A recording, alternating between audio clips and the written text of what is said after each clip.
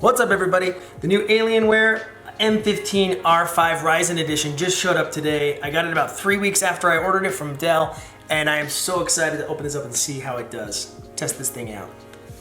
The specs I ordered are the 5900HX R9, the RTX 3070, the 360Hz FHD display, the 32 gigs of RAM, and the Cherry Mechanical keyboard. Let's see how they do.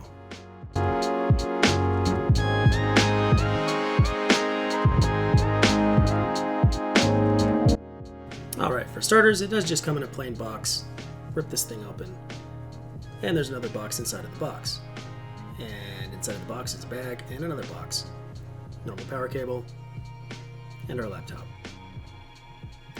The M15 R5 only comes in the dark side of the moon color.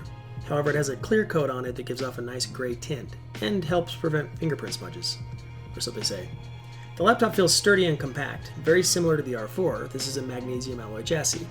Definitely a different and improved feel compared to gaming laptops from about 3 to 4 years ago. Like this one.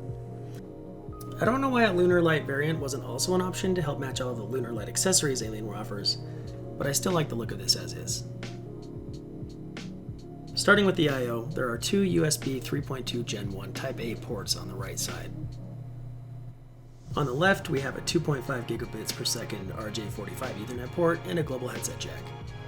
On the rear, one USB 3.2 Gen 2 Type C port, another USB Type A, and an HDMI 2.1 output, and a power port.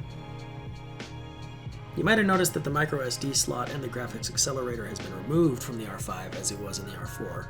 The graphics accelerator, of course, has been discontinued. The Tron Halo lights on the back and the Alien head are both still full LED, which I love that they kept because it makes it kind of a fun customization. When closed, the R5 has a minimum height of only half an inch, or 12 millimeters in the front, nearly doubling in height toward the fattest part when closed at 0.9 inches or just under 23 millimeters at the back. The width just hits under 14 inches or 356 millimeters. When open or closed, the height sits at 10 3/4 inches or 272.5 millimeters. The weight of this laptop comes in at 5 pounds 10 ounces.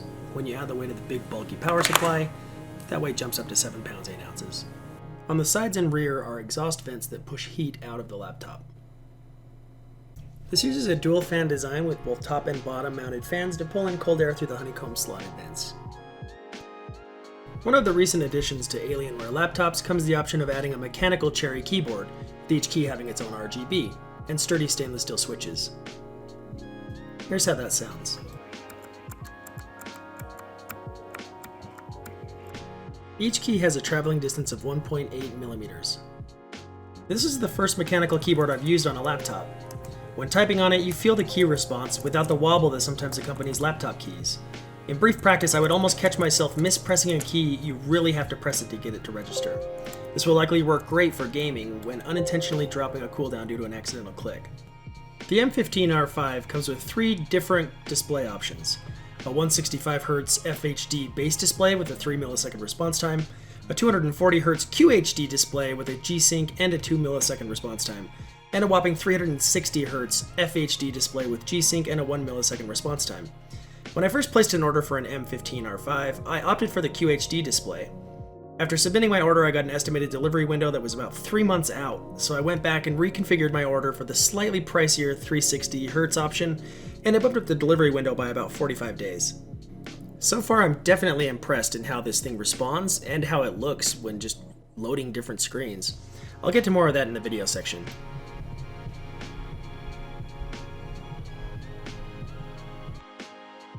This is recorded on the integrated webcam that comes with the Alienware and the audio that comes on the built-in microphone.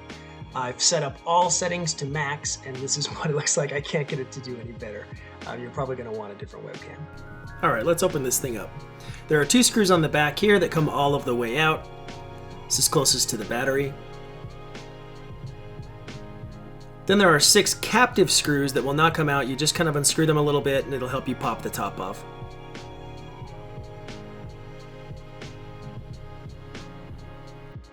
Once you've done that, use a plastic pry tool to kind of go around the surface of your back. Along the cracks, you'll kind of feel it pop open. Inside we have an 86 watt-hour battery, your M2 slot that it comes with built in, your additional M2 slot for another SSD. You've got your Killerwifi right here that can actually come out and be swapped out in case there's a better one or in case there's a problem with yours.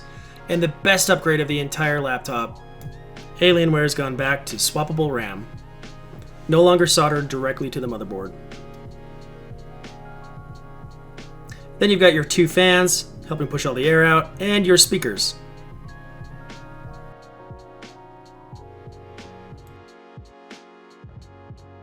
Now let's take a look at some of the video.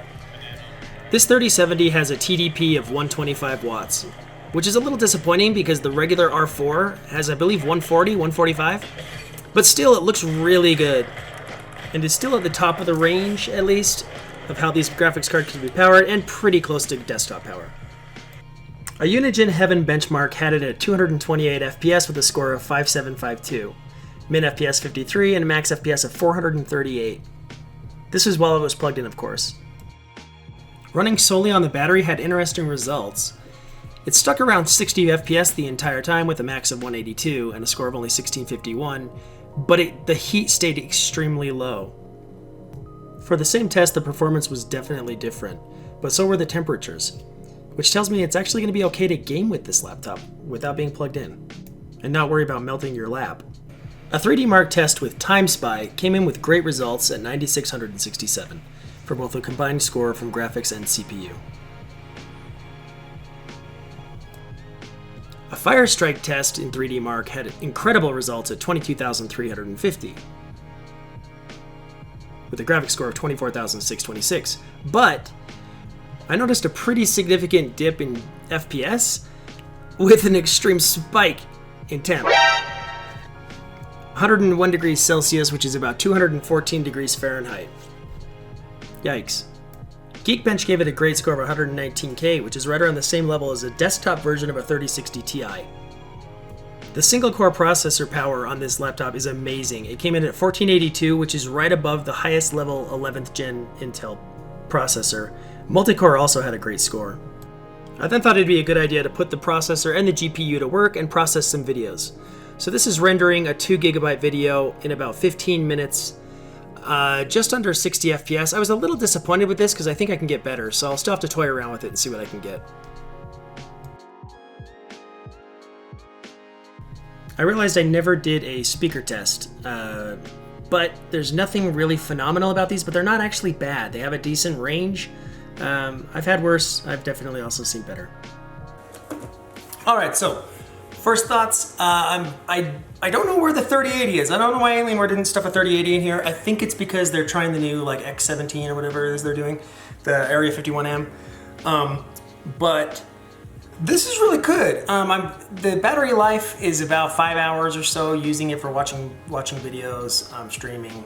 Probably not for gaming, but this beats the crap out of the last Alienware laptop that I had. So looking forward to that. The processor is great. I'm so stoked they finally put a Ryzen in their laptops. Even testing the benches on this, the Ryzen 9 is blowing the 10th and 11th gen processors out of the water, at least for single core, which is where AMD's kind of always suffered in the past. So super stoked about that. And it's just compact. It feels like an old school like MacBook or something. It doesn't feel like a typical Alienware, the bulky gaming laptops with like the wonky, flimsy screens. It doesn't have that. I know a lot of these are pretty sturdy like this now, but I'm super excited to have this for a while and test it out. Thank you so much for watching.